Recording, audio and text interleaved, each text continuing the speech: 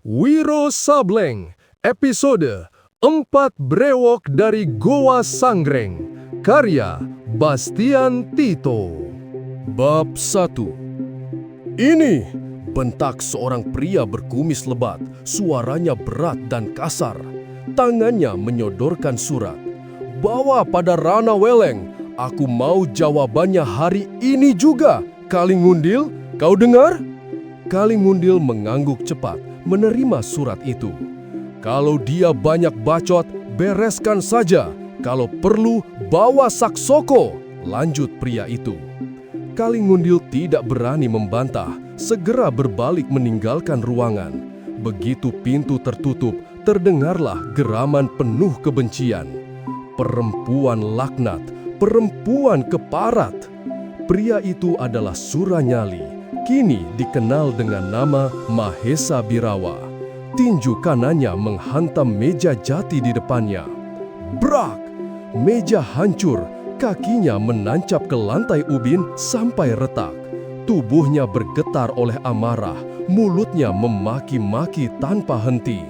Setahun kutinggalkan, tahu-tahu kawin, bunting, punya anak, keparat. Ia meneguk kendi berisi air dingin, baru 2 kali teguk, habis sudah. Brak! Kendi dibanting, pecah berkeping. Dari balik pintu, seorang perempuan paruh baya sempat muncul, lalu cepat-cepat lenyap lagi, takut melihat amukan itu. Akhirnya, Suranyali terduduk, kehabisan tenaga. Wajahnya tetap merah padam. "Lujeng!" teriaknya. Perempuan paruh baya itu, Wilujeng, muncul dengan tubuh gemetar. "Ia Den Mas Surah." "Keparat kau!" bentak Suranyali. Ludahnya menyembur mengenai wajah Wilujeng. Perempuan itu tak berani mengusapnya. "Sudah berapa kali ku bilang, jangan panggil aku dengan nama itu. Aku Mahesa Birawa. Kau gila ya?" "Tidak Den Masu, Mahesa Birawa," jawab Wilujeng gemetar. "Kalau tidak gila, pasti sinting. Ambilkan aku air, cepat!" Wilujeng segera berlari. Tak lama, ia kembali membawa segelas air putih. Suranyali meneguknya, lalu duduk lebih tenang. Matanya memejam, pikirannya melayang ke masa lalu. Setahun silam, sebelum berangkat ke Gunung Lawu, ia mendekati Suci, gadis yang dicintainya. "Aku pergi ke Gunung Lawu, 1 tahun lagi aku kembali. Tunggu aku akan mengawinimu," katanya waktu itu. Suci sempat hendak menjalap, menolak dengan halus, tapi Suranyali buru-buru memeluk. Suci mundur, cemas dilihat orang. Dan tanpa sempat menjelaskan penolakannya, Suranyali pergi. Setahun kemudian, saat ia kembali, kabar pahit menamparnya. Suci menikah dengan Rana Weleng, lelaki yang memang dicintainya. Mereka bahkan sudah punya seorang anak. Rana Weleng kini kepala kampung Jatiwalu. Seharusnya Suranyali tahu diri, tapi pikirannya sudah buta, harga dirinya terluka, amarahnya menutup logika. Hari itu juga ia mengirim anak buahnya dengan surat ancaman. Di ruangannya, Suranyali atau Mahesa Birawa berdiri di depan jendela. Dilihatnya Kalingundil dan Saksoko menunggang kuda pergi membawa surat. Jari-jarinya mencengkeram kusen jendela hingga kayu pecah berderak. "Suci harus jadi milikku, harus! Kalau tidak..." Tangannya menghantam dinding. Brak! Kayu jendela pecah berantakan. Bab 2. Keduanya menahan kuda di depan halaman. Seorang kakek kurus sedang mencabuti rumput. Ia tampak bongkok dan tenang. Dari atas kudanya, Kalingundil membentak kasar, "Ini rumah Rana Weleng?" Kakek itu menengadah, menyingkirkan topi bambunya sedikit untuk melihat, lalu sekilas melirik ke arah Saksoko. Saksoko, gemuk dan pemarah, segera merendah suara. "Minggir, orang tua pikun!" Ia menarik tali kekang, kudanya melesak, menginjak kakek itu hingga terpelanting. Kakek itu bangkit perlahan, matanya rabun, tapi ada ketenangan aneh pada sorotnya. Dengan santai, ia menendang topi bambunya di tanah. Topi itu melesat cepat seperti anak panah menghantam bagian depan kuda Saksoko. Kuda itu meringkik, melompat, dan Saksoko terpelanting ke tanah. Si kakek kembali jongkok, pura-pura tak terganggu, lalu melanjutkan mencabuti rumput. Saksoko berdiri terhuyung, pandangannya sempat gelap. Ia memungut topi bambu, curiga, tapi melihat kakek yang tampak lemah, ia membuang kecurigaan. Kalingundil juga memperhatikan, instingnya lebih tajam. Ia mengambil topi, menatap kakek, lalu melemparkannya ke arah kepala pria tua itu. Aneh, kakek itu hanya menggaruk belakang kepalanya, dan topi itu meleset, menggelinding di tanah. Kalingundil dan Saksoko saling pandang, gelisah. "Orang tua edan!" maki Saksoko. Lalu ia meraup pasir dan melemparkannya. Pasir yang dilesatkan itu bukan sekedar butiran, dipenuhi tenaga dalam, ia bisa melukai dan membutakan. Si kakek berdiri agak membungkuk, menepuk pakaiannya. Gerakannya malah membuat debu dan pasir seakan melayang melewati tubuhnya tanpa menyentuhnya. Saksoko geram. Ia menerjang, melepaskan serangkaian pukulan tangan kosong yang membawa angin. Kakek itu memutar badan, lincah meski bongkok, sehingga angin pukulan hanya lewat beberapa jengkal dari hidungnya.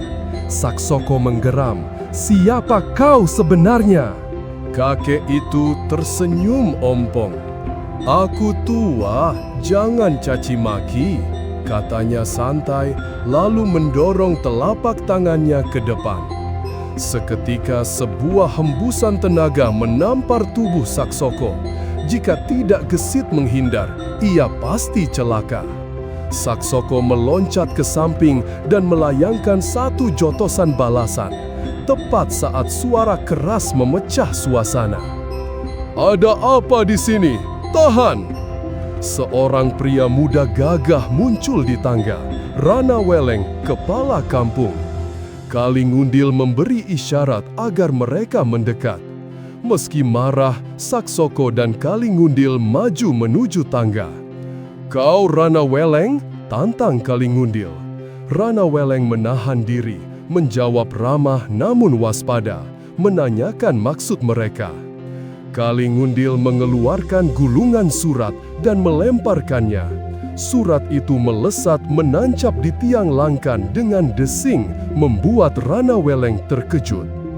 Rana Weleng membaca isi surat ancaman yang menuntut ia angkat kaki dari kampung dalam sehari, membawa anak tapi meninggalkan istri, dan menutupnya dengan tanda tangan Mahesa Birawa. Tubuh Rana Weleng bergetar, hatinya menyala amarah. Ia tak pernah mendengar nama itu. Kalingundil meludah ke tanah. "Laki-laki yang kau rampas kekasihnya, istrimu sekarang miliknya." Saksoko menekan agar Rana Weleng beri jawaban hari itu juga. Rana Weleng muak, mematahkan pin kertas, lalu melemparkannya ke muka Kalingundil. Bentrok kata dan bentak pun pecah.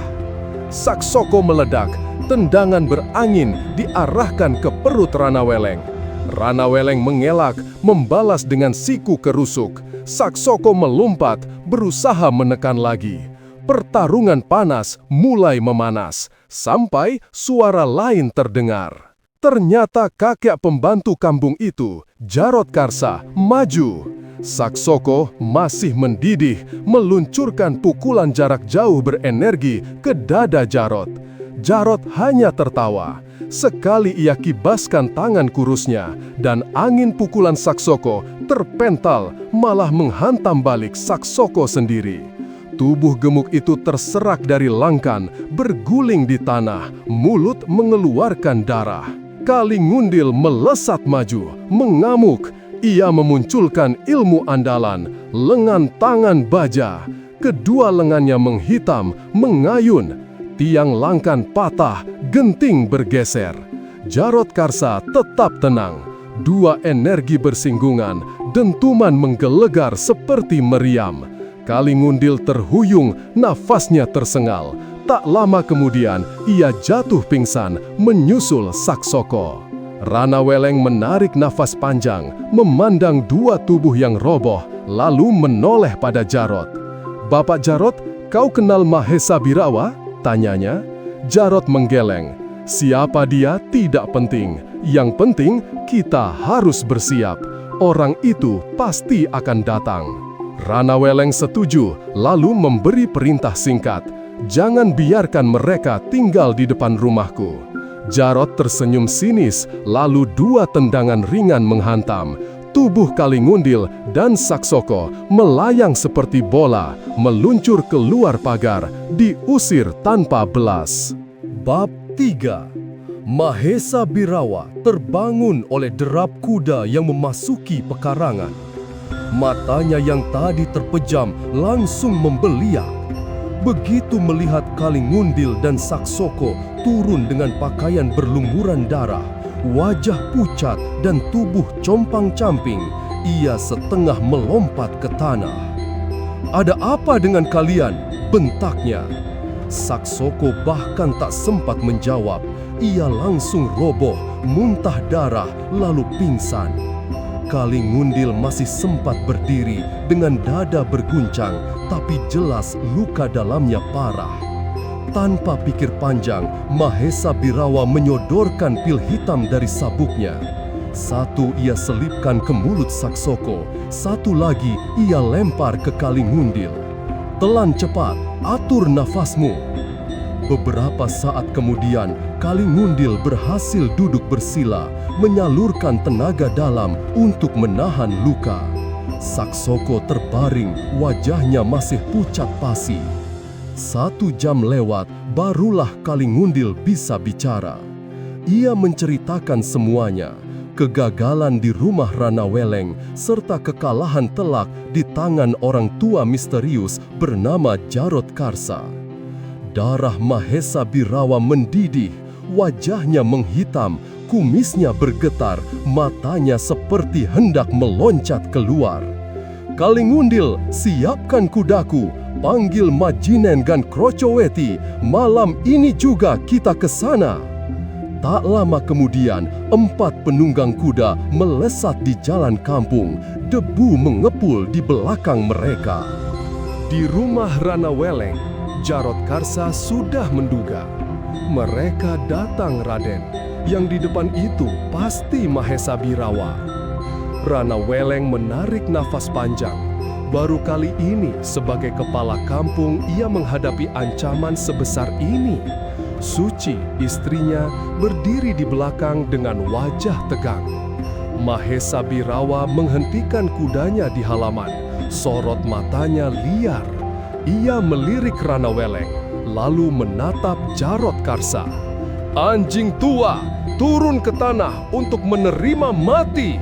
teriaknya. Suara bergemuruh karena dilapisi tenaga dalam. Jarot Karsa hanya tersenyum tipis.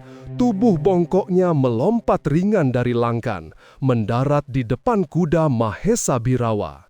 "Jadi ini orangnya yang ingin merebut istri orang, kau Sinting Birawa." Wajah Mahesa Birawa mengeras. Ia melompat turun, menghantamkan pukulan kembar. 2 hembusan angin sekuat badai menerjang Jarot Karsa. Si kakek tua melenting ke udara, menghindar. Ranaweleng berseru agar ia mengingkir, tapi Jarot Karsa menolak. "Aku saja yang urus bajingan ini." Pertarungan pun pecah. 2 tenaga dalam saling bentrok, letusannya seperti meriam. Ranaweleng kagat, Suci menjerit tertahan. Jarot Karsa terlempar ke tanah, berkeringat dingin. Jelas tenaga dalam Mahesa Birawa lebih tinggi. Namun Jarot tidak gentar. Ia menyerang balik. Pukulan dan sapuan tangannya cepat menekan lawan selama beberapa jurus.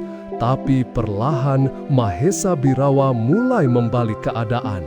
Tubuh keduanya bergerak terlalu cepat untuk diikuti mata. debu beterbangan, suara angin mengaum. Hingga akhirnya, dengan gerakan tiba-tiba, Jarod berhasil menghantam dada kiri Mahesa Birawa. Sosok hitam besar itu terjajar mundur, wajahnya menahan sakit. Jarod tertawa, mengejek. "Kalau kau masih tidak mau angkat kaki, mukamu akan benjut seperti mangga busuk." Wajah Mahesa Birawa berubah kelam. Ia merentangkan kaki, mengangkat tangan kanan ke atas kepala. Perlahan, tangannya berubah hijau bergetar. "Kenalkah kau dengan pukulan ini? Pukulan kelabang hijau!" bentaknya. Jarod Karsa tercekat. Hanya Resi Tapak Gajah dari Gunung Lau yang pernah dikenal menguasai ilmu mematikan ini. Bagaimana Mahesa Birawa bisa? Rana Weleng segera memberi peringatan dengan suara rahasia. "Bapak Jarod, hati-hati, itu pukulan kelabang hijau, sangat beracun." Jarod berusaha tetap tenang. "Hanya pukulan kelabang hijau, tak perlu ditakuti," katanya, meski hatinya berguncang. Mahesa Birawa menghantam, cahaya hijau menyala, anginnya mendorong pukulan Jarod kembali ke tubuhnya sendiri. Jarod mencoba menghindar, tapi sinar hijau itu menghantam pinggangnya. "Ah!" jeritnya menggema. Tubuhnya terguling, kulitnya berubah kehijauan, kejang-kejang, lalu kaku tanpa nyawa. Suci menutup wajahnya sambil menangis. Rana Weleng melangkah maju dengan amarah membara. "Manusia biadab, kau bunuh orang yang tak punya urusan denganmu." Mahesa Birawa tertawa, dingin dan kejam. "Sebentar lagi giliranmu, Rana Weleng. Tapi aku masih bermurah hati. Tinggalkan istrimu, lalu enyah dari sini." Rana Weleng mencabut senjata, matanya menyala. "Hari ini aku bertarung nyawa denganmu, iblis!" Dan mereka pun saling menerjang. Bab 4. "Manusia keparat, hari ini kau mampus di tanganku!" teriak Mahesa Birawa sambil menghantam dengan lengan kirinya. Benturan keras terdengar. Rana Weleng terpental ke belakang, sementara Mahesa Birawa hanya mundur beberapa langkah.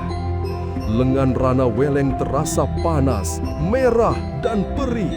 Ia menggertakkan gigi, sadar tenaga dalamnya tak sebanding.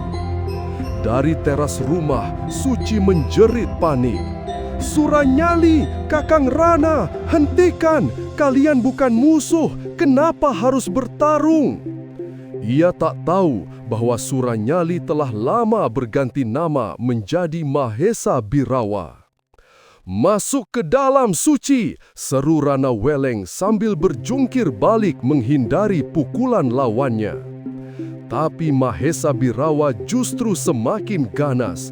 Teriakan Suci hanya membuatnya ingin lebih cepat menghabisi Rana Weleng. 8 jurus berlalu. Rana Weleng terdesak parah. Serangan Mahesa Birawa menutup semua ruang geraknya. Dengan ilmu meringankan tubuh, ia berusaha lolos, tapi tubuh lawan bergerak secepat bayangan. Jurus ke-10, sikut kiri Mahesa Birawa menghantam rusuk Rana Weleng. Rana Weleng terhuyung, wajahnya pucat, 2 tulang iganya patah, luka dalam parah, pandangannya berkunang. "Hahaha, Rana Weleng, ajalmu sebentar lagi tiba. Lebih baik cepat tobat sebelum mampus," ejek Mahesa Birawa. Rana Weleng merapal doa, kedua tangannya siap melepaskan jurus pamungkas. Jeritannya mengguncang, pukulan angin panas menderu, menyapu pohon-pohon hingga hangus terbakar. Mahesa Birawa melompat ke udara, lalu menukik bagaikan elang. Rana Weleng terlambat menghindar. Hantaman keras membuatnya hampir roboh. Beruntung ia sempat berguling, menghindari tendangan maut ke perut. Terdesak, Rana Weleng mencabut keris eluk 7. Namun langkahnya terhenti saat melihat lawan berdiri dengan tangan kanan berkilau hijau. Pukulan ke labang hijau. Suci mencerit ngeri. "Surah, jangan! Hentikan!" Mahesa Birawa menyeringai. "Meski kau punya 10 senjata, hasilnya tetap sama." Rana Weleng gemetar. Ia tahu jurus itu mustahil ditahan, tapi mundur bukan pilihan. Lebih baik mati sebagai kesatria daripada lari sebagai pengecut. Dengan teriakan lantang, ia menerjang. Namun Mahesa Birawa sudah lebih dulu menghantam.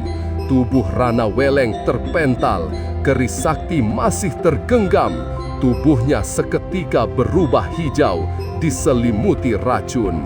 Nyawanya lenyap seketika. Suci menubruk tubuh suaminya, tapi Mahesa Birawa sigap mencengkeramnya. "Sedikit saja kau menyentuhnya, racun itu akan membunuhmu juga," katanya dingin. "Aku tidak peduli, aku juga ingin mati," tangis Suci. "Kau terlalu muda untuk mati," balas Mahesa Birawa. Dengan totokan di leher, Suci terkulai kaku. Ia lalu mengangkat tubuh wanita itu di bahunya. "Kalian bakar rumah ini," perintahnya pada anak buahnya. Dalam sekejap, rumah besar kepala kampung Jatiwalu dilahap api. Orang-orang berdatangan, namun hanya bisa menjerit ketika suara tangisan bayi terdengar dari dalam. "Oroknya Raden Rana, cepat selamatkan!" Namun tak seorang pun berani menerjang api. Saat tangisan bayi hampir lenyap, sosok misterius berkelebat masuk ke dalam kobaran api, lalu keluar membawa bayi itu, lenyap ke arah timur. Begitu cepat, tak seorang pun bisa memastikan apakah itu manusia atau makhluk gaib. Yang mereka lihat hanyalah bayangan berbalut pakaian hitam. Beberapa saat kemudian, rumah itu ambruk, api menjulang tinggi ke langit. Sementara itu, di tempat lain, Mahesa Birawa meletakkan Suci di kamar. Pandangannya tertumpu pada dinding jati yang keras. Di sana terukir tulisan dengan jari, jelas-jelas dibuat dengan tenaga dalam luar biasa. "Apa yang kau lakukan hari ini, akan kau terima balasannya 17 tahun mendatang." Wajah Mahesa Birawa menegang. Untuk pertama kalinya malam itu, bayangan balas dendam membuat dadanya bergetar. Bab 5. Sulit dipercaya, di tengah sepi puncak gunung gede yang terik siang itu, justru terdengar tawa keras yang melengking-lengking. Kadang berganti bentakan, lalu meledak lagi jadi cekikikan. Dua sosok tengah bertarung sengit, bertarung sambil tertawa. Sosok pertama, seorang nenek tua tinggi kurus, kulitnya hitam keriput, seperti tinggal tulang berbalut kulit. Wajahnya cekung, mata dalamnya membuat orang merinding. Anehnya, di kepala botaknya yang hampir licin, tertancap 5 tusuk kundai, menancap langsung ke kulit. Dialah Eyang Sinto Gendeng, dulunya Sinto Weni, pendekar sakti yang 10 tahun merajai persilatan Jawa Barat hingga Tengah, terkenal membasmi penjahat tanpa ampun. Karena kelakuannya nyeleneh dan sering seperti orang kurang waras, ia dijuluki dunia persilatan sebagai Sinto Gendeng atau Sinto Gila. Lawan tandingnya adalah seorang pemuda berusia 17 tahun, tegap, gagah, kulit kuning bersih, rambut gondrong sebahu acak-acakan, wajah keren tapi masih ada polos kekanak-kanakan. Dialah Wiro Saksana, murid satu-satunya sang guru. Meski bertarung, jelas keduanya bukan bermusuhan, melainkan latihan. Tapi latihan ini sama bahayanya dengan duel maut. Debu berterbangan, daun berguguran, semak tersapu angin pukulan. Sinto Gendeng hanya memegang sebatang ranting kering. Wiro berlatih dengan keris pusaka berlekuk 7. "Wiro, cepat serang aku dengan jurus orang gila ngebut lalat. Kalau lambat, kuciumkan kentutku ke mukamu," bentak sang guru. Wiro ngakak, mengacak-acak rambutnya. Seketika tubuhnya lenyap, kerisnya menyapu liar ke segala arah dengan kecepatan gila. Gerakannya tampak kacau, tapi justru itu jurus mematikan. Orang gila ngebut lalat. Tubuhnya goyah ke sana kemari, tapi jalur serangannya mengurung ketat gurunya. Namun Sinto Gendeng tetap cekikikan. Ranting tipis di tangannya menangkis enteng serangan pusaka itu. "Geblek, masih lambat," cibirnya. Wiro mendengus, kesal. "Kau memaki ya?" Sinto tiba-tiba melotot, rantingnya menyabet cepat. "Awas ketekmu, Wiro." Meski berusaha mengelak, ujung ranting lebih cepat. Brit, robeklah baju putih Wiro di ketiak kanannya. "Buset, untung cuma ketekku," seru Wiro. Ia membalas dengan jurus kunyut melempar buah. Sebuah pukulan angin keras meluncur ke arah tenggorokan gurunya. Sinto hanya tertawa. Ia meludah sembarangan, tapi ludahnya mengandung tenaga dalam, cukup untuk melukai kulit atau mata. Wiro cepat berkelit, lalu mendorong serangannya lebih kuat. Sinto berlengking nyaring, tubuhnya jungkir balik ke atas cabang pohon jambu klutuk. Angin pukulan Wiro melesat menghajar pohon besar di belakangnya hingga patah dan tumbang. Di atas cabang, Sinto santai menggigit jambu. "Mau jambu, Wiro?" tanyanya, lalu menyemburkan bijinya. 21 biji jambu melesat mengincar jalan darah muridnya. "Ah, cuma biji!" Wiro mengibaskan tangan. Biji-biji itu jatuh, bahkan 7 di antaranya berbalik menyerang sang guru. Tapi cukup dengan goyangan kaki, semua biji mental lagi. "Kalau tak mau biji, sambut ranting ini." Sinto melempar ranting kering ke arah kepala muridnya. Wiro tertawa, kerisnya menebas. Ranting itu terbelah 2. "Turun, Eyang, kalau tidak..." "Kalau tidak apa?" "Kalau tidak, keris ini kukirim ke jidatmu biar konyol." Wiro melempar eluk 7. Keris melesat nyaris tak terlihat. Namun hanya beberapa detik, Sinto sudah menjepitnya di antara jari telunjuk dan tengah. "Ini balasan untuk keris bututmu." Ia mencabut 2 tusuk kundai dari kepalanya, melemparkannya. 1 menuju kepala Wiro, 1 lagi perut. Menyadari betapa mautnya tusuk kundai, Wiro tak berani menangkis dengan tenaga dalam. Ia melompat, tubuhnya melintang di udara. 2 kundai lewat di kiri kanan, menghujam tanah dalam. "Bagus, jangan sekali-kali menangkis tusuk kundai dengan tenaga dalam. Tak ada tenaga sehebat apapun yang sanggup menahannya," kata Sinto, lalu berseru. "Aku haus, Wiro, ambilkan air." "Kalau haus, jilat saja keringatmu sendiri," sahut Wiro usil. Sinto malah terbahak, tapi tawanya berhenti tiba-tiba. "Air, cepat!" Wiro mendengus, lalu berjalan ke pondok kecil di dekat situ.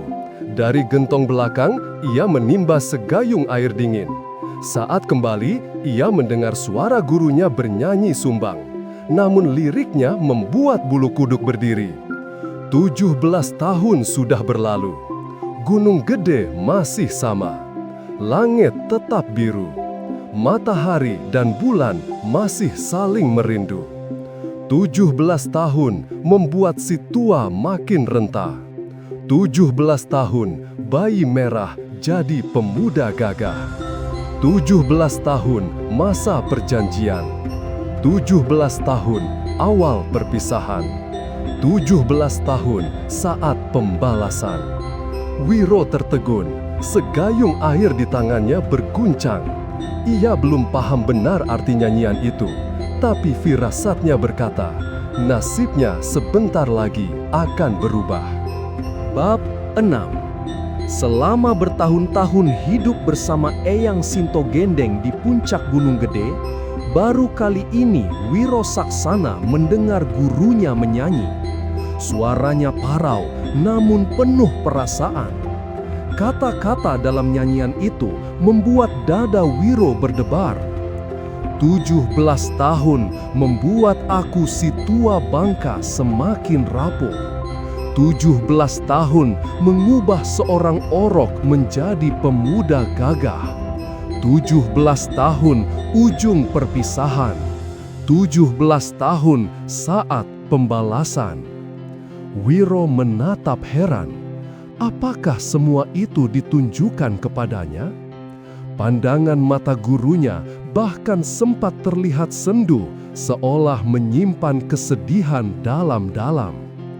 Tiba-tiba bentakan keras memecah lamunan. "Ngapain bengong, geblek? Orang haus malah bengong. Lemparkan gayung itu cepat, kalau tidak ku kencingi kepalamu." Dengan sigap, Wiro melempar gayung batok berisi air. Aneh, air tidak tumpah setetes pun. Sinto Gendeng menenggak sampai habis, lalu mengembalikan gayung. Namun saat Wiro hendak menyambut, sebuah hembusan tenaga dalam membuat gayung itu melesat menghantam dadanya. "Gila betul," geram Wiro sambil menangkis. Gayung pecah berantakan. Sinto Gendeng melayang turun dari pohon setinggi 4 tombak. Ringan sekali hingga tanah tak berbekas. Kedua mata tuanya menatap Wiro tajam, berbeda dari biasanya. Ia mundur beberapa langkah, merentangkan tangan, lalu tubuhnya bergetar hebat. Perlahan, kakinya amblas 3 senti ke tanah. 10 kuku jarinya berkilau putih, memancarkan sinar menyilaukan. "Eyang!" seru Wiro. "Mau kau habisi aku dengan pukulan sinar matahari?" Tak ada jawaban. Tubuh sang guru makin bergetar, wajahnya mengerikan. Wiro segera bersiap dengan jurus benteng topan melanda samudra. "Ciat!" teriak Sinto Gendeng menghantam ke depan. 2 berkas sinar panas meledak ke arah Wiro. "Heya!" sahut Wiro, membalas dengan pukulan benteng topan. Dentuman dahsyat mengguncang puncak gunung. Pasir dan debu berterbangan, ranting-ranting patah, bumi bergetar laksana hendak terbelah.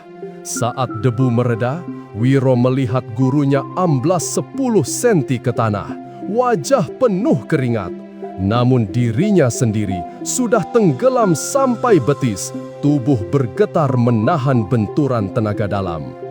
"Bagus, Wiro!" seru Sinto Gendeng. Meski memuji, sorot matanya tetap mencekam.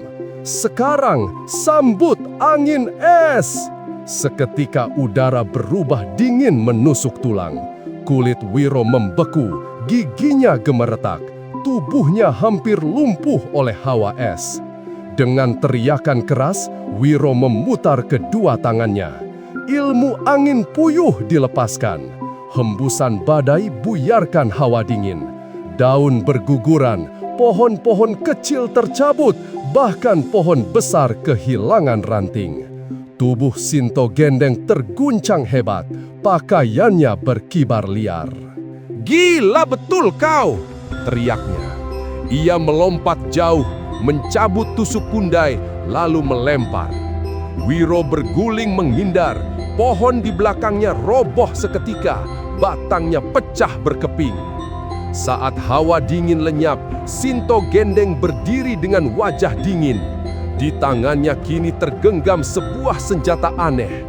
Kapak bermata 2 sebesar batu bata, gagangnya putih seperti gading, dengan 6 lubang kecil di batangnya. Ujung gagangnya berbentuk kepala naga menganga. "Wiro," katanya, suaranya dingin. "Aku akan gunakan kapak ini 3 jurus berturut-turut. Jika kau sanggup menahan, kau selamat. Jika tidak, bersiaplah mati." "Yang, apa kau benar-benar hendak membunuh muridmu sendiri?"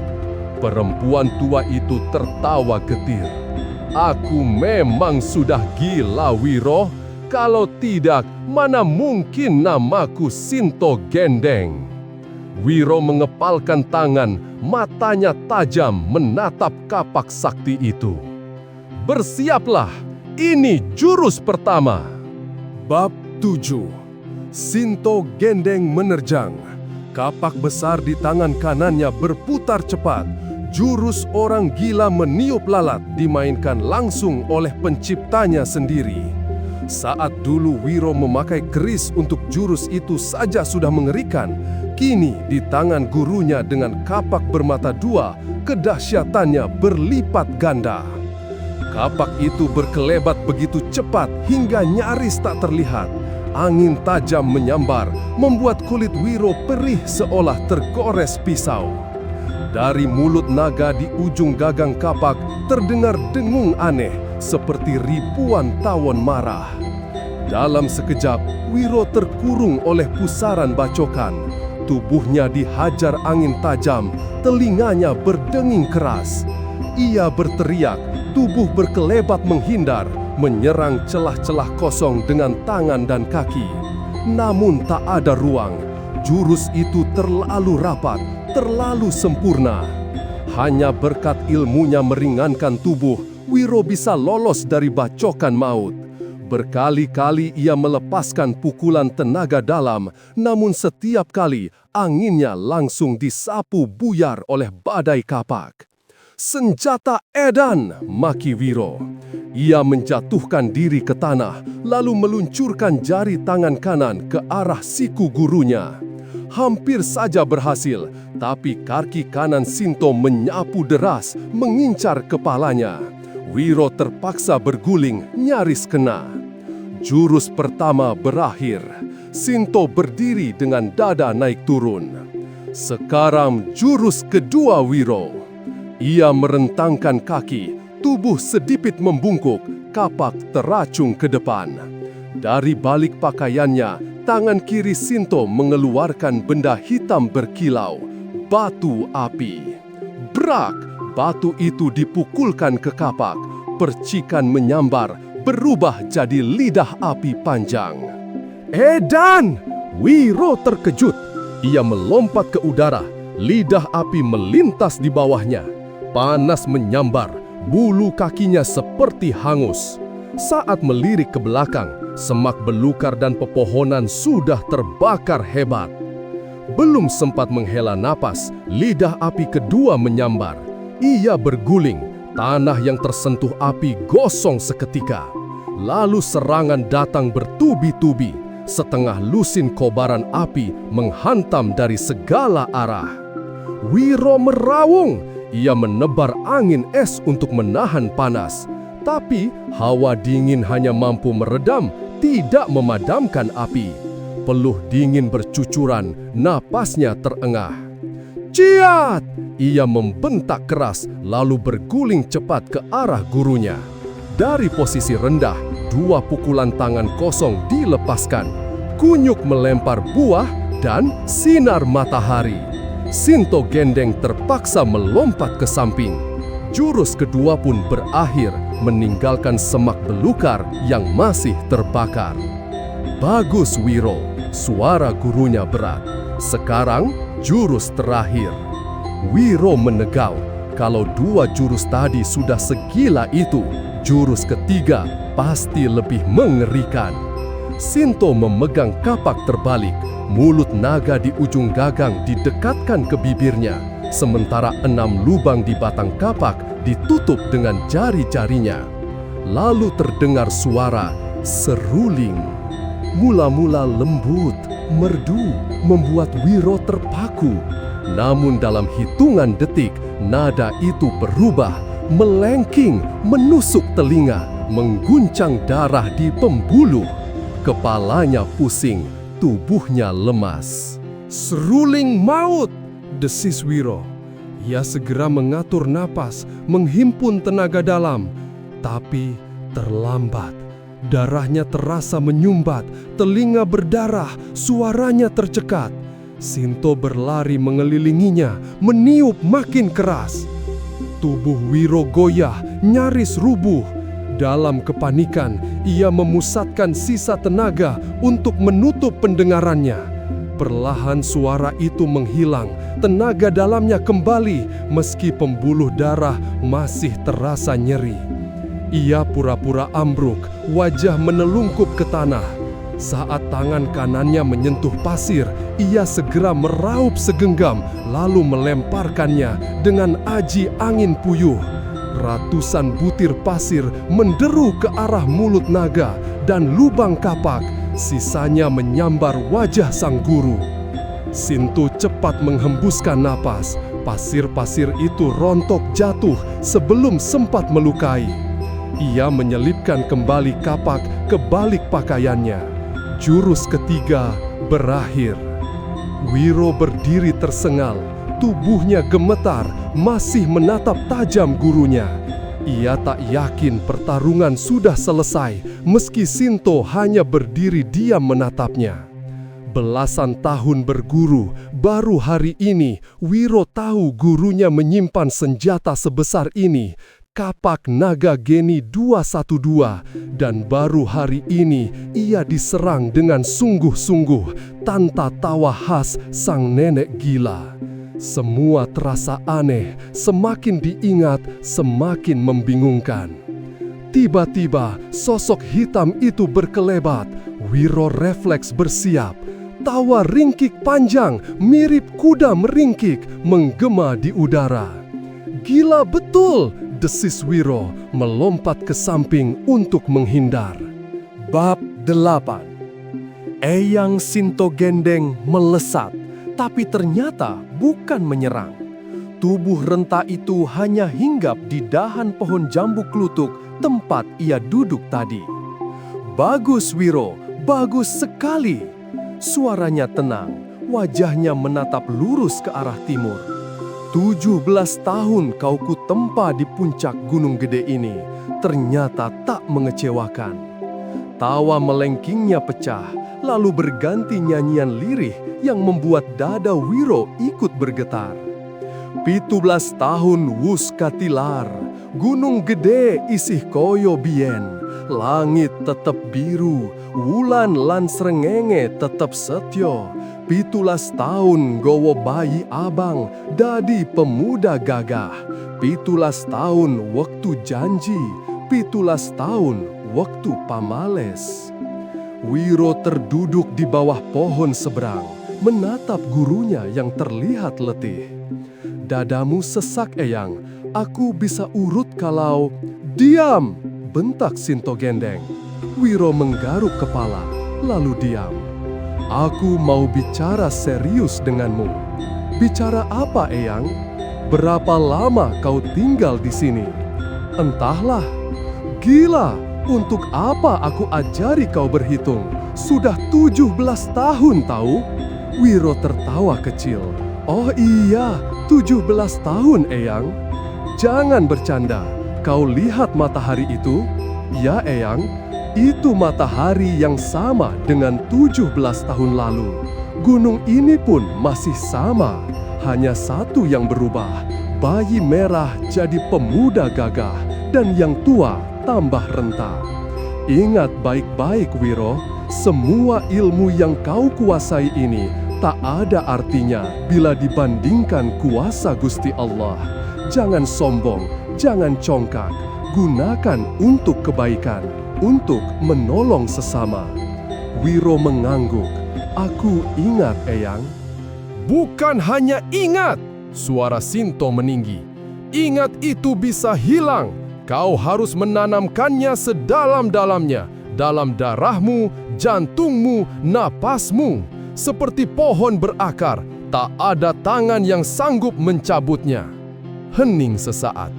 Hari ini hari terakhirmu di sini, Wiro. Pemuda itu terkejut. Jangan kaget, di dunia selalu ada pertemuan, selalu ada perpisahan. Tugas kita sudah selesai. Aku mengajar, kau belajar. Kini waktunya kau turun gunung. Kata-kata gurunya membuat nyanyian tadi terasa semakin jelas di benak Wiro. 17 tahun masa janji, 17 tahun masa pembalasan. Sinto turun dari pohon, berdiri di hadapan muridnya. Segala hal di dunia ini selalu ada dua bagian, Wiro, yang berbeda tapi berpasangan. Laki-laki dan perempuan, langit dan bumi, api dan air, hidup dan mati, kaya dan miskin. Ya Eyang, di atas semua itu ada yang satu, Gusti Allah. Ingat, manusia tak bisa menciptakan manusia. Orang tua hanya melahirkanmu, tapi yang menciptakan tetap Gusti Allah. Wiro mengangguk pelan, tertegun. Sekarang jawab, matamu berapa? 2. Hidung? 1. Lubang hidung? 2. Mulut? 1. Bibir? 2. Batang kemaluan? Wiro nyaris tersedak. 1 Eyang. Biji kemaluan? 2 Eyang, jawab Wiro sambil mendengus geli. Lihat, semua itu bukti. Dalam tubuhmu selalu ada angka 2 dan 1. Hidup manusia tak bisa lepas dari itu, 2 dan 1. Dan di atas segalanya ada yang satu, Gusti Allah. Kalau orang pincang atau buta, berarti hanya punya satu Eyang? Tanya Wiro. Betul, tapi tetap ada angka 1 melekat padanya. Kau ngerti sekarang? Wiro terdiam. Ucapan gurunya menancap kuat. Sekarang berdiri, perintah Sinto Gendeng. Wiro pun berdiri. Sang nenek sakti menyeringai. Tawa cekikikannya pecah. Dari balik pakaiannya, ia mengeluarkan lagi kapak sakti bermata 2. Wiro refleks mundur beberapa langkah. Keringat dingin merembes di pelipisnya. Bab 9. Kenapa kaget begitu? Kau takut? Tanya Eyang Sinto Gendeng dengan suara tajam. Eyang mau bikin celaka murid lagi ya? Sahut Wiro sambil bersiap. Nenek tua itu malah tertawa keras, melengking hingga bergema ke lereng gunung. Ia melangkah mundur 7 tombak, lalu berseru, "Pejamkan matamu, Wiro."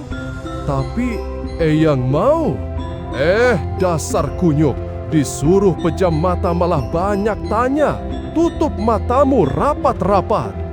Wiro akhirnya menurut, meski awalnya masih ragu. Buka bajumu, angkat tangan kananmu, telapak hadap ke arahku. Pemuda itu patuh. Sinto Gendeng menggenggam kapak naga geni 212. Jari tuanya menekan sebuah rahasia di gagang senjata.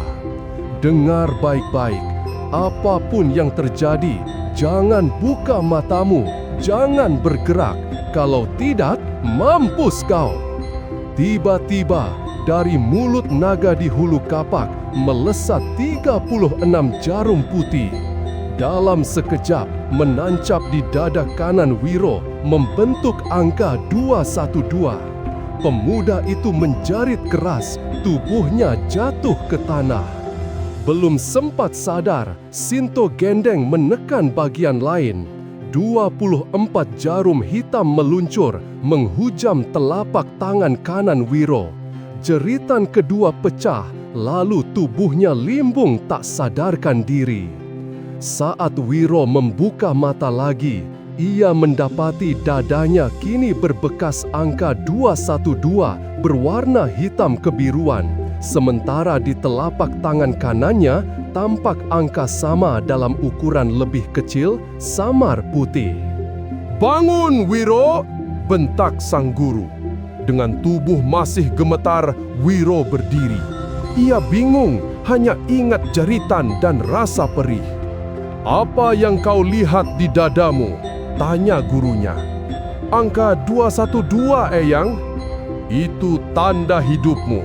Angka itu bukan sekadar lambang, tapi pengingat hidupmu untuk menolong manusia. Dan kau harus selalu ingat pada Tuhan." Wiro tertegun. "Tapi kenapa tubuhku terasa ringan, tenaga seolah berlipat?" "Itu berkat jarum kapak naga geni 212, jawab gurunya. dengan tawa khas.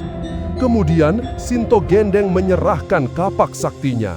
10 tahun membuatnya, 20 tahun lebih menemaniku. Kini tiba waktunya jadi milikmu. Terimalah Wiro. Dengan gemetar, Wiro menerima. Begitu kapak menyentuh tangannya, arus dingin menjalar ke seluruh tubuh.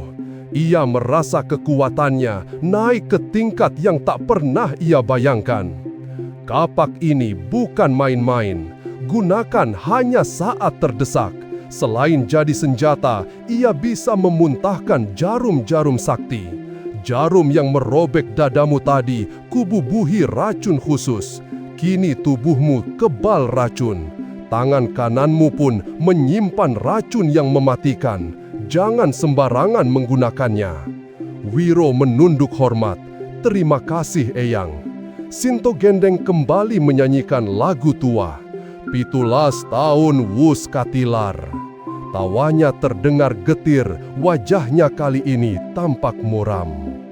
Wiro, hari ini terakhir kau di Gunung Gede. Mulai besok kau harus turun gunung. Segala ilmuku sudah kupasrahkan padamu. Sekarang waktumu menjalani garis hidupmu. Wiro tercekat. Apa maksud Eyam? Kau punya tugas. 40 tahun lalu aku punya murid bernama Suranyali. Aku besarkan sejak kecil. Tapi dia tumbuh jadi manusia bejat, perampok, penjahat, pemerkosa. Kini dia bernama Mahesa Birawa. Dia berencana menenggelamkan Pajajaran dalam lautan darah. Carilah dia, perintahkan datang padaku. Jika menolak, bunuh dia. Jantung Wiro berdegup kencang. Eyang, apa aku sanggup melawan dia? Kau bisa. Kau punya kapak naga Geni 212. Kau berada di pihak kebenaran. Dan ada satu alasan lagi. Nada suara Sinto Gendeng mendadak dingin. Mahesa Birawalah yang membunuh ayahmu Rana Weleng. Dia juga memperkosa ibumu hingga ibumu memilih bunuh diri. Rumahmu dibakarnya, kau hampir mati. Aku yang menemukanmu di antara puing dan membesarkanmu. Tubuh Wiro bergetar hebat. Untuk pertama kali ia merasakan apa itu kebencian. Api dendam membakar dadanya. Sejak kecil, aku mendidikmu agar ingat 212. Setiap kebaikan ada balas, setiap kejahatan ada hukuman. Mahesa Birawa sudah berbuat, maka kini giliranmu menuntut balas. Wiro menahan air mata, tapi suaranya bergetar. Baik, Eyang, tugas ini akan kulaksanakan. Sinto Gendeng tertawa getir. Mulai hari ini, kau bukan lagi Wiro Saksana. Kau adalah Wiro Sableng. Durunya Gendeng, muridnya Sableng. Wiro tersenyum pahit, lalu bertanya lirih. Eyang, kapan kita bisa bertemu lagi? Sang guru menatap langit, suaranya bergetar.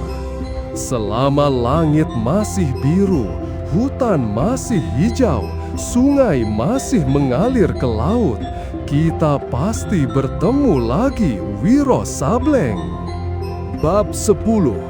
Kedai nasi itu cukup besar, tapi pengunjungnya hanya segelintir. Wiro Sableng menelan ludah. Perutnya perih, kerongkongan kering, sementara uang di sakunya tinggal sedikit. Akhirnya ia masuk juga. Ia duduk di sudut, kursi berdebu tak dipedulikannya. Seorang lelaki tua ubanan, pemilik kedai, menghampiri. Makan, nak. Ya, tapi jangan mahal-mahal, uangku pas-pasan, jawab Wiro blak-blakan. Orang tua itu sempat heran, tapi segera menyajikan sepiring nasi putih hangat, ikan, gulai, dan segelas air. Begitu piring mendarat, Wiro langsung lahap makan, keringat bercucuran. Setelah bertahun-tahun hanya kenal nasi merah di Gunung Gede, rasa makanan itu baginya seperti jamuan raja. Baru saja ia menyeka mulut, 4 lelaki masuk. Semuanya berbaju hitam, bersenjata golok, berewok lebat, dan berwajah angker. Mereka duduk seenaknya, langsung disambut pemilik kedai yang buru-buru melayani. Tak lama, meja mereka penuh dengan hidangan dan tuak. Mereka makan rakus, suara celepak mulutnya sampai ke tempat Wiro duduk. Selesai makan, Wiro memanggil pemilik kedai. "Berapa, Pak?" Orang tua itu menyebut angka. "Waduh, mahal sekali, kan tadi sudah kubilang jangan mahal-mahal." "Itu sudah murah," jawab pemilik kedai. Wiro garuk-garuk kepala. Uangnya habis buat bayar makanan itu. Gelak tawa tiba-tiba meledak dari meja sebelah. Lelaki pendek gemuk botak mengejek. "Kalau tidak punya uang, jangan makan di kedai, Bung." Yang berkumis panjang menambahkan, "Mendingan cari makan di tong sampah." Mereka tertawa keras. Wiro hanya tersenyum, garuk kepala lagi. "Kalau mau uang bilang saja," ujar si berkumis panjang. "Mau saja kalau dikasih," jawab Wiro polos. "Kalau begitu merangkaklah, menyalak 3 kali, baru ku beri uang." Tawa mereka pecah lagi, hampir meruntuhkan atap kedai. Wiro tak marah, matanya malah menatap ke arah gantungan pisang Ambon di dekat meja. Ia tertawa kecil lalu membeli sesisir. Sambil melangkah ke pintu, ia makan 4 sekaligus. Dan dalam gerakan secepat kilat, tanpa menoleh, tangan kanannya melempar 4 buah pisang ke belakang, tepat masuk ke mulut ke-4 lelaki brewok itu. Suasana seketika hening, suara tawa mendadak berubah jadi cekikan. Mereka mengap-mengap, wajah merah padam. Wiro hanya terkekeh, terus melangkah keluar sambil makan pisang santai. Tak lama, suara langkah berat terdengar dari belakang. 4 orang itu mengejar. "Cincang saja bajingan itu!" teriak si tinggi jangkung. Wiro berjalan santai, sambil sesekali melempar kulit pisang ke belakang. Anehnya, setiap lemparan berubah jadi tembok angin dahsyat. 4 pengejar itu berlari sekencang-kencangnya, tapi jarak tak pernah berkurang. Malah terlihat seperti monyet-monyet kalap yang meloncat-loncat tanpa hasil. Kesal, si jangkung bergola wungu, pemimpin mereka, mencabut belati dan melempar. Pisau itu justru berbalik, hampir saja menancap di lehernya sendiri. Ia terpaksa jungkir balik menghindar, keringat dingin mengucur. Akhirnya mereka berhenti, terengah-engah. Wajah bergola wungu merah padam, malu bukan main. Dengan geram ia mendesis, "Kalau bukan siluman, bajingan itu pasti iblis bermuka manusia." Sementara itu, jauh di depan, Wiro Sableng berjalan santai, menggigit pisang Ambon terakhir, senyum-senyum sendiri. Bab 11. 4 pria berbaju hitam dengan brewok lebat itu bukan orang sembarangan. Mereka adalah komplotan perampok yang terkenal buas di sepanjang Sungai Cimandilu. Pemimpin mereka, Bergola Wungu, pernah berasal dari keluarga terhormat. Namun hidupnya berubah setelah ayahnya tewas dibantai oleh Kalingundil, kepala rampok kejam yang berkuasa di kampung Jatiwalu. Ibunya dipermalukan, saudara-saudaranya dibantai, rumahnya hancur. Sejak itu, Bergola Wungu hanya menyimpan satu tekad, mencari ilmu silat untuk menuntut balas. Bertahun-tahun dia mengembara, berguru, lalu mengumpulkan 3 pengikut setia. Ketut Ireng, Seta Inging, dan seorang lagi yang tak kalah ganas. Bersama mereka, Bergola Wungu membangun reputasi hitam sebagai perampok yang ditakuti, menunggu hari di mana dia bisa mencincang Kalingundil dan para pengikutnya. Namun, saat mereka kembali ke Jatiwalu, rumah besar Kalingundil kosong. Orang-orang kampung tak tahu kemana musuh lama itu pergi. Mereka menunggu berhari-hari, tetap saja Kalingundil tak muncul. Di kedai tua tempat mereka duduk, Bergola Wungu meneguk tuak sambil mengingat pertemuannya dengan pemuda gondrong aneh yang baru saja mempermainkan mereka. "Kurasa dia anak buah Kalingundil," kata Ketut Ireng dengan nada curiga. Bergola Wungu meletarkan gelas bambu hingga meja bergetar. "Tidak mungkin, aku kenal semua anak buah Kalingundil, jumlahnya hanya 3, dan wajah pemuda itu asing bagiku. Lagi pula, apa kau yakin dia manusia? Ilmunya terlalu aneh." Seta ingin menyela. Belasan tahun cukup untuk menambah pasukan. Bukan mustahil Kalingundil merekrut orang baru. Bergola Wungu mendengus. "Aku tak percaya, itu bukan orang Kalingundil. Kalaupun benar, kita akan tahu cepat atau lambat." Dia lalu memanggil pemilik kedai dengan suara membentak. Lelaki tua itu datang terbata-bata, ketakutan. "Berapa sebenarnya anak buah Kalingundil?" tanya Bergola Wungu. "3 orang sahaja, Den. Dari dulu tetap 3. Dan tak ada yang tahu kemana mereka pergi?" "Tidak, Den. Rumahnya kosong. Istrinya sudah lama meninggal. Yang tersisa hanya seorang anak perempuan, tapi keberadaannya pun tidak jelas. Mungkin ikut Kalingundil, mungkin tinggal bersama bibinya." "Di mana rumah bibinya?" bentak Bergola Wungu. "Bapak tidak tahu, Den. Sungguh tidak tahu." Ketut Ireng menghantam meja. "Bakar saja kedai ini." Orang tua itu langsung berlutut, memohon ampun.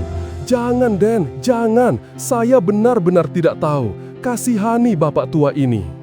Bergola Wungu menatap tajam. Amarahnya mendidih, tapi di balik matanya juga tersimpan luka lama. "Kalian semua pengecut!" pekiknya. "Dulu, saat ibuku dipermalukan, saudaraku disembelih, tak ada satupun dari kalian yang menolong.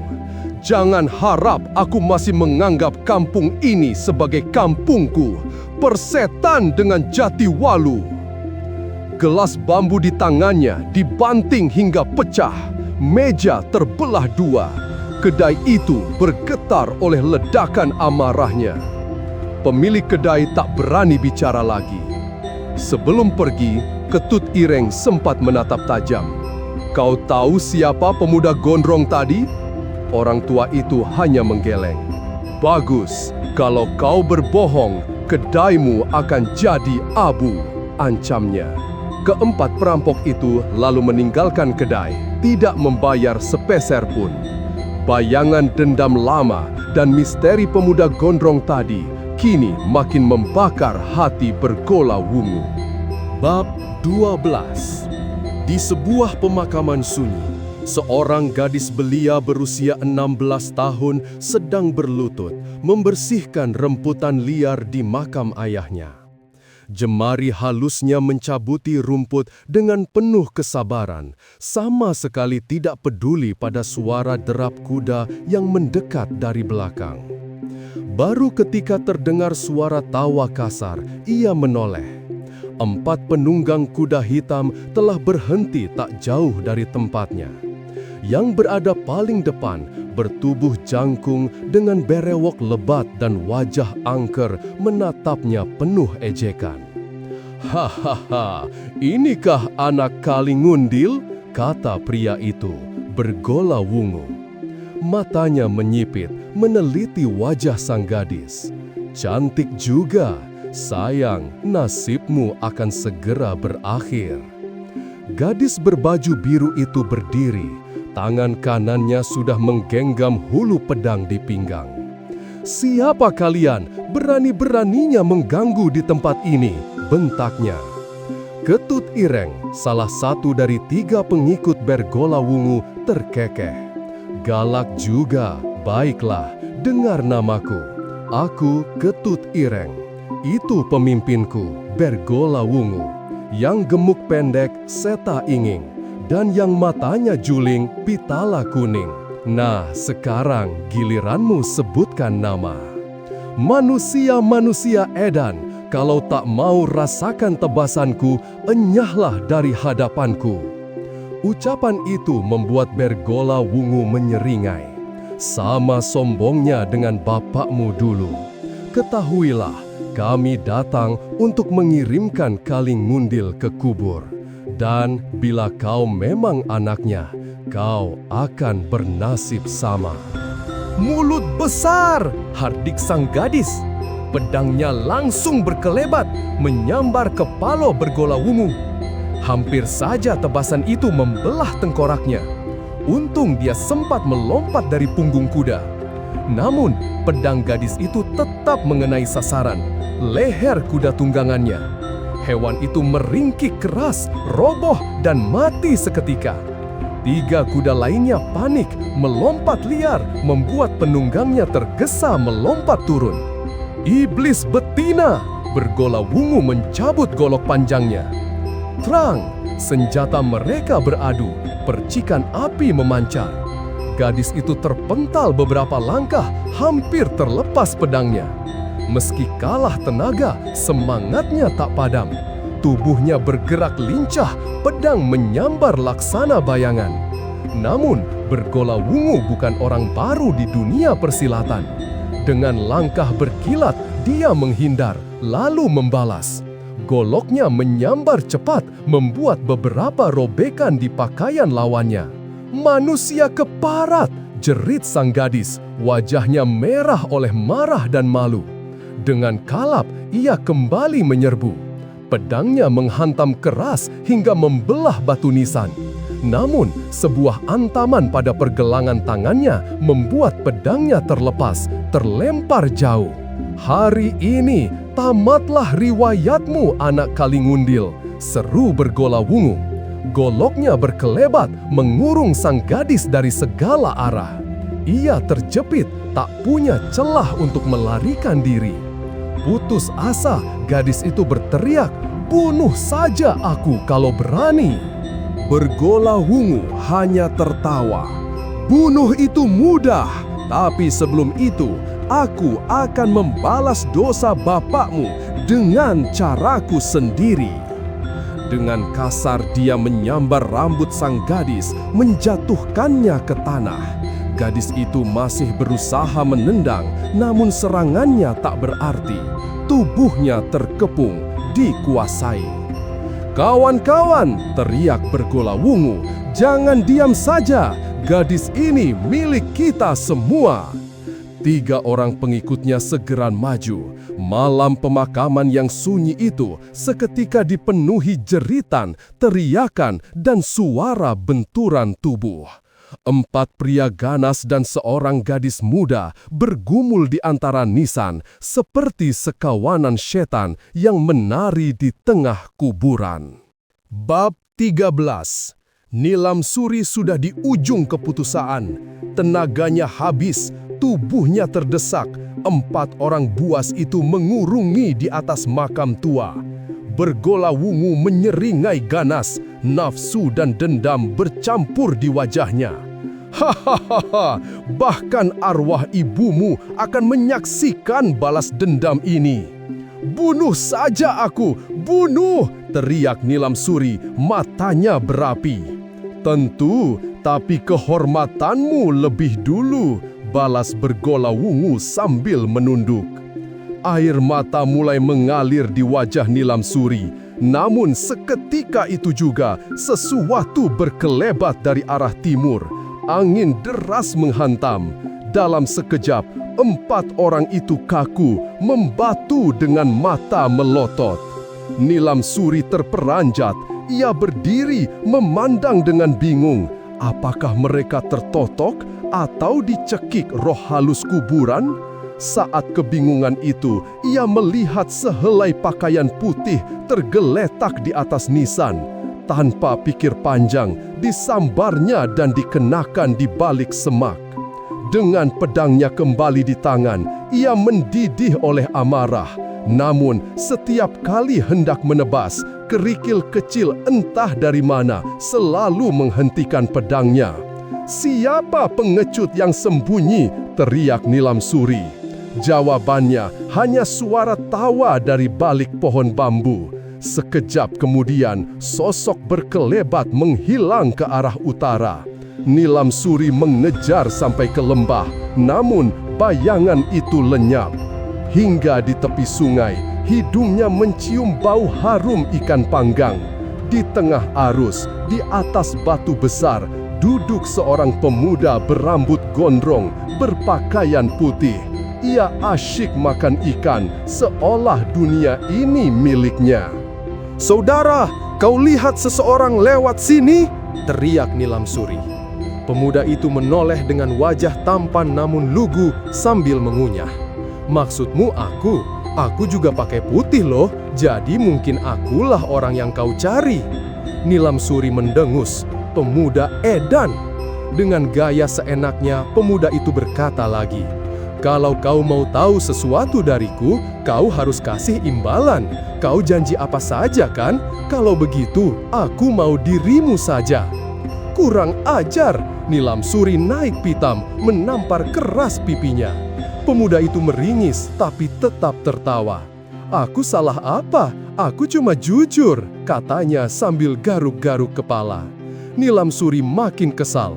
Ia sudah hendak pergi, tapi suara pemuda itu menahannya. "Jangan ke hulu sungai, banyak buaya berjemur." "Urus saja dirimu," bentak Nilam Suri. Namun, baru beberapa langkah, 2 ekor buaya besar menyurak. Dengan cekatan, Nilam Suri menebas, membelah moncong mereka.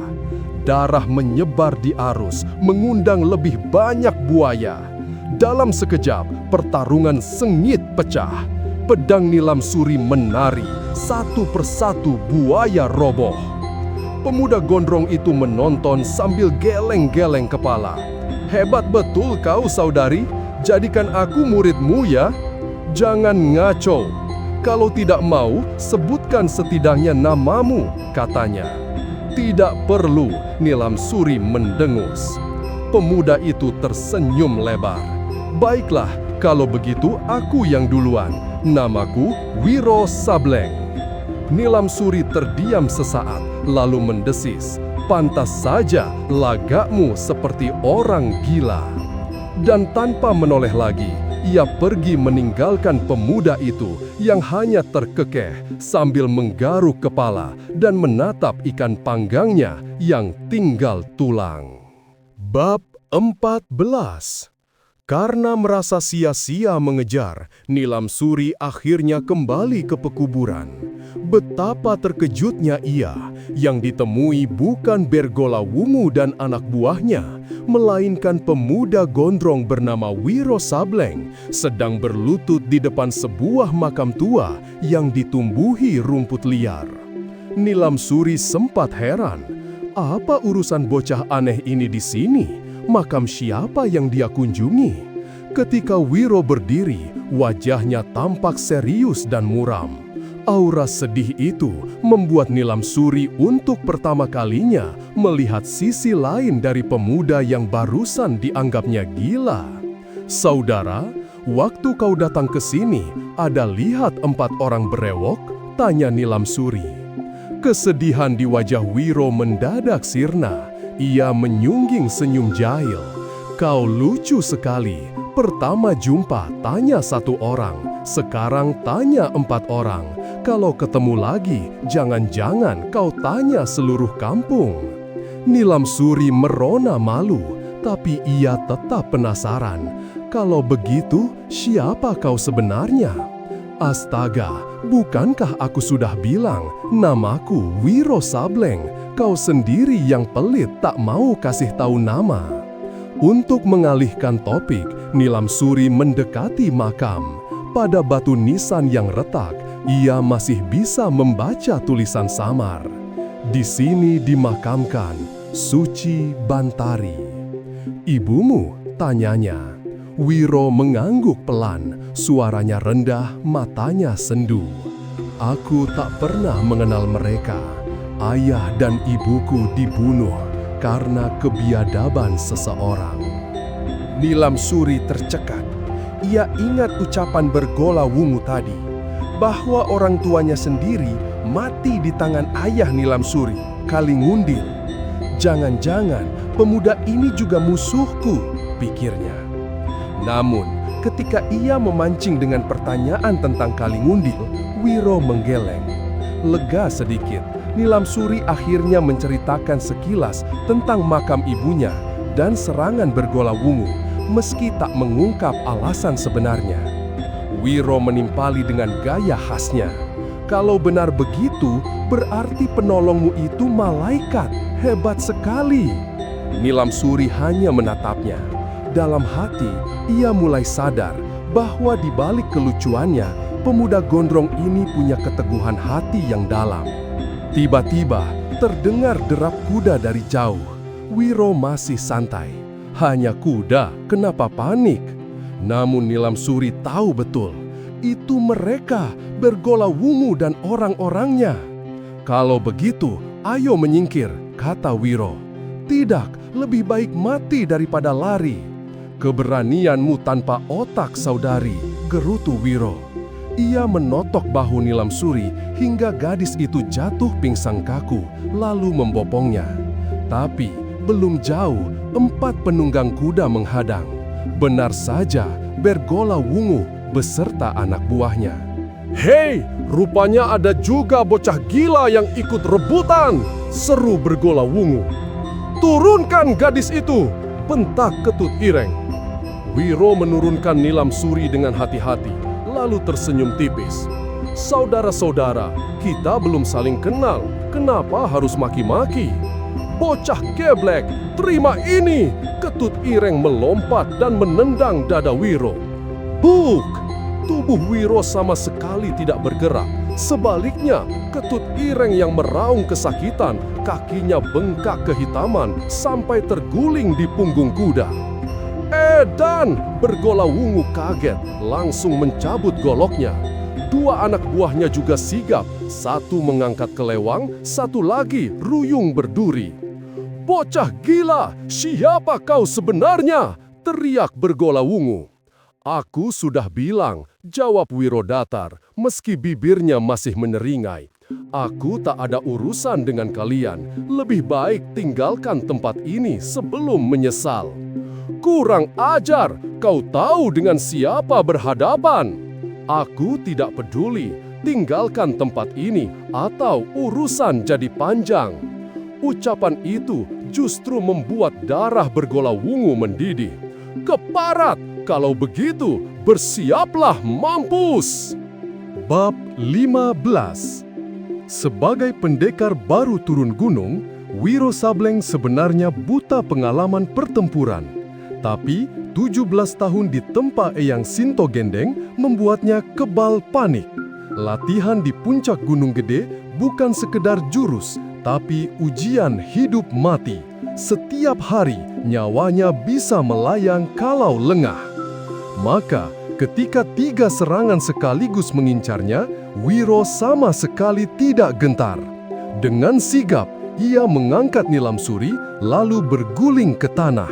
Tinju kanannya menghantam kaki kuda yang nyaris menginjak kepala gadis itu. Prak! Kaki kuda remuk, binatang itu meringkik keras lalu tumbang.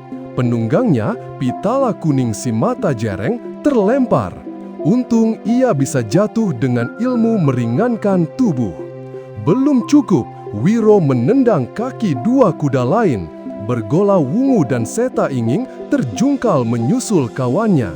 Dalam sekejap, 3 lawan terhempas, sementara Nilam Suri ia sandarkan ke batang pohon dengan hati-hati. Hanya Ketut Ireng yang sudah tak berdaya, terduduk dengan kaki bengkak kehitaman, meraung kesakitan.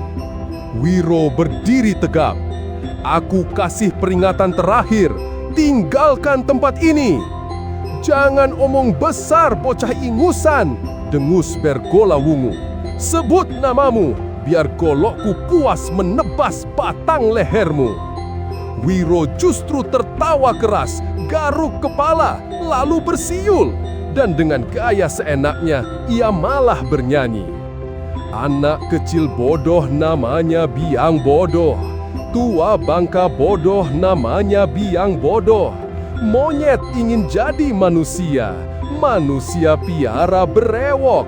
Apa mau jadi monyet? Tolol, bodoh, geblek. Muka Bergola Wungu memerah padam. Bocah gila, rasakan ini. Ia melancarkan jurus burung bangau mematuk kodok. Golok panjangnya menusuk lurus ke tenggorokan Wiro. Namun pemuda gondrong itu hanya miring sedikit. Ujung golok lewat setengah jengkal dari lehernya. Wiro malah terkekeh. Amarah Bergola Wungu meledak. Ia balikan golok, tebas ke arah leher lawan. Tapi Wiro sudah menepis lengannya dan menempelkan telapak kanan ke dada musuh. Das! Bergola Wungu terhuyung ke belakang, nyaris roboh. Dadanya perih seperti dibakar. Ketika ia menoleh ke bawah, wajahnya pucat pasi. Di dada hangus bajunya, tergambar jelas cap telapak tangan dengan angka 212 hitam pekat. Edan! Gumam Pitala Kuning dan Seta Inging serentak. Mereka tahu pukulan seperti itu hanya dimiliki tokoh sakti kelas atas. Padahal Wiro baru mengeluarkan 1/5 tenaga dalamnya. Andai ia gunakan setengah saja, nyawa Bergola Wungu sudah tamat. Namun pemimpin rampok itu justru makin membara. Bocah sedang, kau catati dadaku. Aku akan balas dengan jurus pamungkas. Ya elah, bertempur kau pidato dulu, lucu amat, ejek Wiro. Cukup bacotmu, rasakan jurus merobek langit. Golok Bergola Wungu berputar cepat, menghasilkan puluhan bayangan tebasan. Angin menderu seolah ratusan bilah golok mengepung tubuh Wiro. Namun pemuda gondrong itu hanya berdiri santai, seolah tidak ada yang perlu dihindari. Jurus benteng topan melanda samudra otomatis membungkus tubuhnya. Setiap tebasan golok mental, tak satu pun bisa menyentuh kulitnya. Dari kejauhan, ia terlihat seperti berdiri dalam pusaran angin tak kasat mata. Gila, jurusnya nggak tembus, desis Pitala Kuning. Bergola Wungu semakin beringas, tapi semakin ia menyerang, semakin cepat tenaganya terkuras. Hingga 20 jurus berlalu, peluh membanjir di tubuhnya. Seta Inging, Pitala Kuning, bantu aku, jangan jadi patung, teriaknya. Dua anak buahnya pun menyerbu. Golok, kelewang, ruyung berduri, semua menghantam. Tapi hasilnya sama saja, tertolak angin benteng gaib Wiro. Wiro hanya tergelak, tawa bergemuruhnya menambah kuat pusaran angin, membuat ketiga lawannya kian kewalahan. Setelah 10 jurus, Wiro berteriak, "Ciat!" Dalam sekejap, ketiga senjata rampok itu telah berpindah ke tangannya. Bergola Wungu, Pitala Kuning, dan Seta Inging terpaku.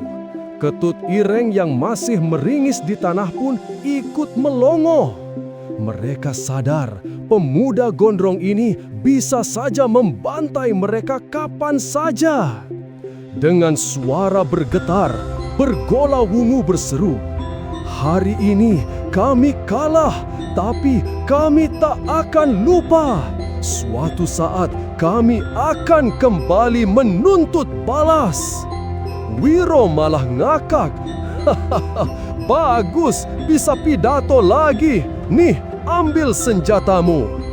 Dengan satu kibasan, ia melemparkan kembali golok, kelewang, dan ruyung ke tangan pemilik masing-masing.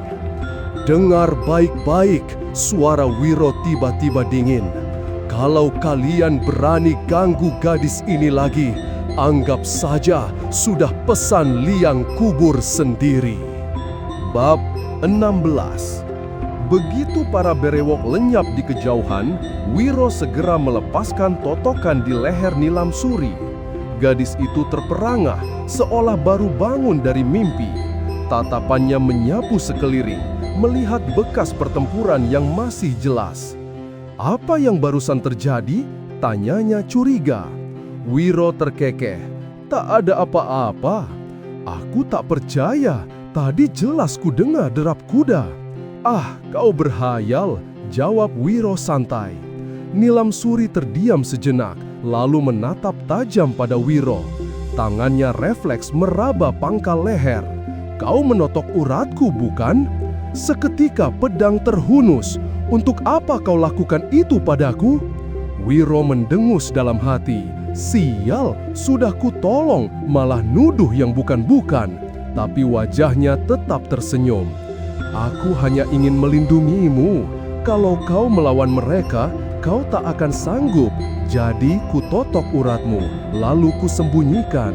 Setelah mereka pergi, barulah kutarik kembali." "Aku tak percaya." Nilamsuri menuding pedang ke dadanya. "Siapa sebenarnya kau?" Wiro terkekeh sambil garuk kepala. "Sudah ku bilang namaku. Justru kau yang masih merahasiakan namamu." "Kalau begitu," desis Nilamsuri, "biar pedangku yang memintanya." Tanpa basa-basi, pedang meluncur menusuk dada Wiro. "Hei, kau gila!" teriak Wiro sambil berlompat menghindar. Tapi gadis itu tak berhenti. Jurus demi jurus ia lancarkan. "Terima jurus elang menyambar darah!" serunya. Pedang berkelebat tajam. Wiro terpaksa menangkis dengan telapak tangan kosong. Satu kibasan tangannya menghasilkan hembusan angin keras yang membelokkan pedang Nilamsuri. "Cukup, saudari! Aku ada urusan lain. Sampai jumpa!" seru Wiro. Tubuhnya melompat, sempat mencuil dagu gadis itu, lalu melesat lenyap. "Kurang ajar!" geram Nilamsuri, menyabetkan pedangnya ke udara kosong. Hanya tawa Wiro yang masih terdengar samar di kejauhan. Meski marah, bibirnya tak bisa menahan seulah senyum. Pemuda itu benar-benar menyebalkan, sekaligus menakjubkan. Malam itu, Wiro singgah di sebuah kedai sepi di kaki bukit. Pemilik kedai, seorang tua renta, menyambut dengan wajah pucat. "Anak muda, lekas tinggalkan tempat ini. 4 berewok bisa saja kembali," katanya cemas. "Biar saja, siapa takut?" saut Wiro santai sambil duduk. Si tua menghela napas. "Mereka perampok kejam di Sungai Cimandilu. Orang menyebut mereka 4 berewok dari Goa Sanggreng. Biar mereka 4 setan dari neraka, aku tak peduli," jawab Wiro. Obrolan pun berlanjut. Dari mulut si tua, Wiro mendengar lagi kisah kelam 17 tahun lalu tentang pembantaian Rana Weleng dan istrinya, Suci Bantari, oleh Mahesa Birawa. Tentang orok yang hilang dalam kobaran api, yang entah selamat atau binasa. Wiro terdiam. Ia tahu orok itu adalah dirinya. Dan sosok yang menerjang api kala itu tak lain adalah gurunya, Eyang Sinto Gendeng. Obrolan mengalir. Nama Kalinggundil disebut. Rupanya dialah pemimpin kelompok pengikut Mahesa Birawa yang kini bercokol di wilayah itu. Dan lebih mengejutkan lagi, Nilamsuri, gadis yang barusan ia tinggalkan, adalah putri Kalinggundil sendiri. Kini Wiro paham mengapa Bergola Wungu begitu bernafsu menghabisi gadis itu. Dendam kesumat lama tak pernah padam, dan anak dijadikan tebusan dosa. Di luar, suara derap kuda bergemuruh. 4 sosok melintas cepat. Si tua bergidik, itu Kalinggundil dan anak buahnya. akan ada bentrokan besar dengan Bergola Wungu. Wiro meneguk tehnya dalam sekali hirup, lalu berdiri. Biar mereka bertarung, tapi aku punya urusan sendiri. Ketika ia melangkah keluar, si tua menatap gelas bekas minumannya. Di permukaan kaca, samar terlihat angka 212. Diseka berkali-kali, angka itu tetap tak hilang. Ah, makin tua dunia, makin aneh saja isinya, gumamnya. Bab 17. Dari kejauhan sudah terdengar suara senjata beradu, teriakan, dan gelegar tenaga dalam. Wiro mempercepat langkah. Begitu tiba di halaman rumah besar yang remang, matanya langsung menangkap pemandangan mengerikan. Halaman itu telah berubah jadi gelanggang maut. 6 orang bertarung, saling memburu jurus dengan kecepatan tinggi. Di tangga rumah, Nilam Suri berdiri tegang. Di bawahnya, seorang pria jangkung lansing dengan tangan bersedekap, kaling gundil. Sementara di ujung halaman, berdiri Bergola Wungu, berewok lebat, menatap dengan penuh dendam. Pertempuran berlangsung sengit. Saksoko, Majineng, dan Krocoweti, anak buah Kaling Gundil, beradu golok dengan murid-murid Bergola Wungu, Ketut Ireng, Seta Inging, dan Pitala Kuning. Awalnya imbang, tapi dalam belasan jurus, keadaan berbalik.